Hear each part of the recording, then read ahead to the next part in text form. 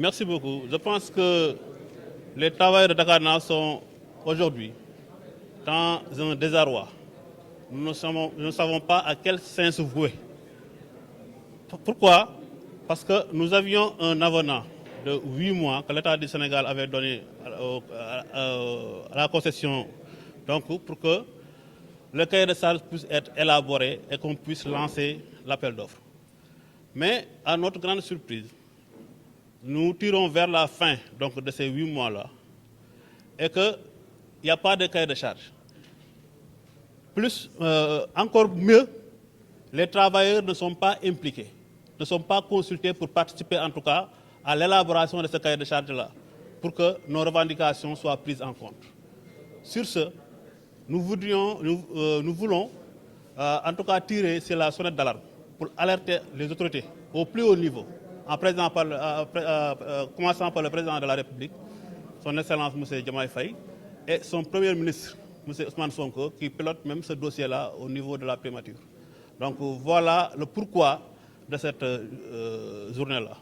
On va parler de causation, mais on ne connaît pas les modalités, on ne connaît pas le contenu de cette causation-là. On nous a parlé juste de causation, mais dans quelle forme de causation il parle?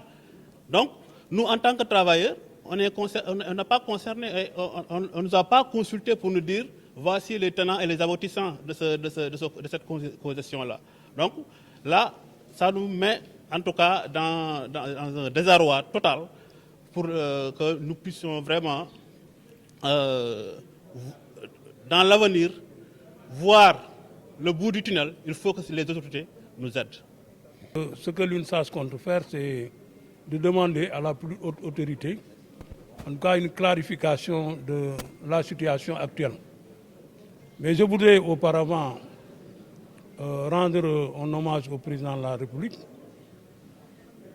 C'est lui qui avait annulé le contrat jugé scandaleux qu'on avait attribué aux Turcs, aux États Dakar Naval, rendre à César ce qui appartient à César.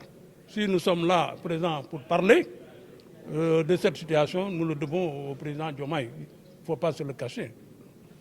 Donc, si nous en sommes arrivés à ce niveau, il est également inquiétant, irritant. 8 mois d'abonnement, nous en sommes encore au point de départ. Cela veut dire que, donc, lorsqu'ils ont signé ce contrat scandaleux avec Osata Dakar Naval, il n'y avait pas de cahier de charge. Si nous en sommes ici actuellement, c'est qu'ils nous parlent de cahier de charge qui n'existe pas pour l'instant. C'est pourquoi ils proposent, au lieu de proroger l'avenant, au nouvel avenant, ils disent du point de vue juridique ce n'est pas faisable. Ce qu'ils proposent, c'est un argument logique, la cogestion, qui est un principe de la participation des salariés dans la gestion d'une entreprise. Voilà comment nous apprécions en tout cas cette proposition. S'il s'agit de ça, il faut un protocole qui soit établi de commun accord, que toutes les parties prenantes signent ce projet de protocole d'accord.